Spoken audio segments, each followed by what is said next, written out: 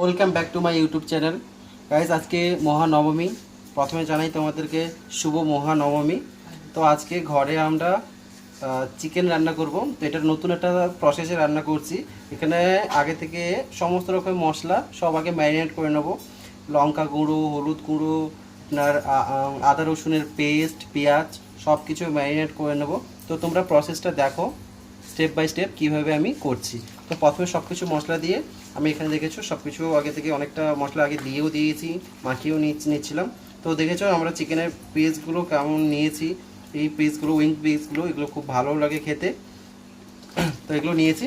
তো এবারে হালকা করে একটু সর্ষে তেলও অ্যাড করে নেবো। এতে দিলে তরকারিটা বেশ ভালো লাগবে।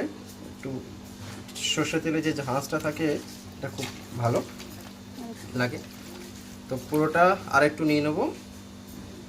এতে আমরা লঙ্কা গুঁড়ো, হলুদ গুঁড়ো, তারপরে লবণ সমস্ত কিছু অ্যাড করেছি, আদা রসুন পেস্ট। তো এবারে একটু দই আগে থেকে এরকম একটু লবণ দিয়ে হালকা একটু জল দিয়ে ফিটিয়ে রেখেছিলাম। তো এটাও আমি অ্যাড করে নেব। দিয়ে সমস্ত কিছু সব কিছু পেঁয়াজ সব কিছু মাখিয়ে নেব একসাথে ম্যারিনেট করে। তারপরে এটাকে রান্নাটা হবে। তো এরকম রান্না করলে খুব খেতেও ভালো হয়, তরকারির কালারটাও খুব ভালো হয়।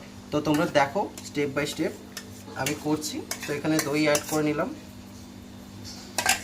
দেখতে পাচ্ছ দইটা আমরা এই 100 গ্রাম 200 গ্রাম মতন দইটা নিয়েছি। 200 গ্রাম হবে না, ওটা ওটা ওই 100 থেকে 150 গ্রামই হবে।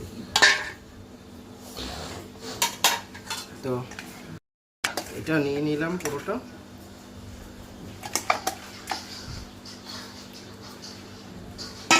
এটা মাখিয়ে নিয়ে একটুক্ষণ রেখে দেব, তারপরে ডাইরেক্ট রান্নাতে চলে আসবো।